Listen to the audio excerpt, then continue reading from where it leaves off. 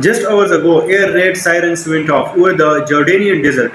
Ballistic missiles inbound, and within minutes, the US and Saudi Arabia head back hard across an entire country. Today, the pause in this war is officially over.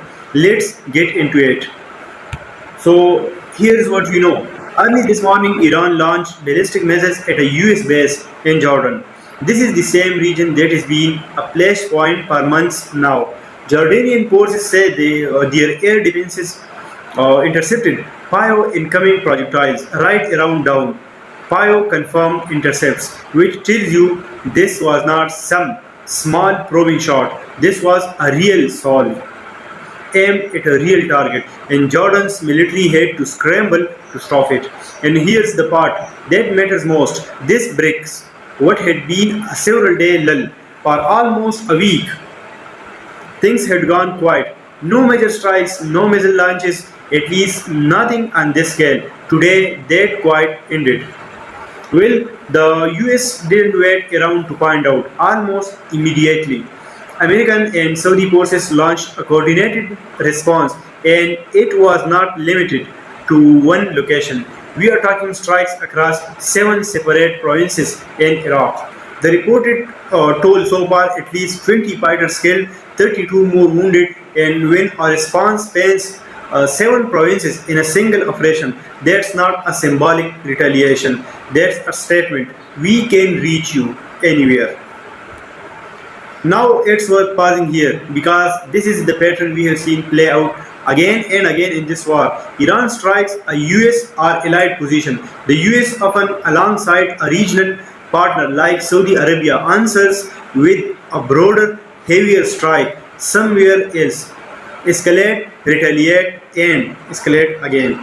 And each time the question becomes, does this cycle burn itself out or does it spiral? Here's why you should care beyond the headlines. This is happening while a much bigger fight is playing in out over the Strait of Hormuz. For context, roughly a fifth of the world's oil moved through the strait. Iran has been pushing to control shipping routes through it, and just recently rejected a proposal from Oman that was meant to de-escalate the situation. Instead, Iran is demanding partial control over Omani road. So you have got missiles flying in Jordan, retaliatory strikes across Iraq, and a stand-up over one of the most important oil choke points on the planet, all at the same time. That combination is exactly why energy markets have been so jumpy. Zoom out for a second. This isn't an isolated flare-up. It's part of a war that's been running since February, when US and Israeli strikes on Iran first began. Since then, we have seen wave after wave of missiles and drone exchanging across multiple countries: Jordan, Iraq, Israel, and beyond.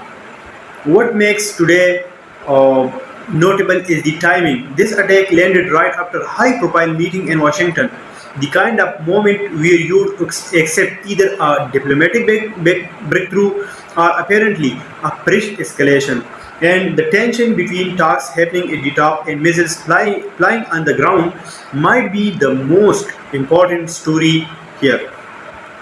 So that's where things stand right now. A broken pass, a major retaliatory strike, and a region still teetering over Hormuz. This story is moving fast, so I'll be back with updates as they come in.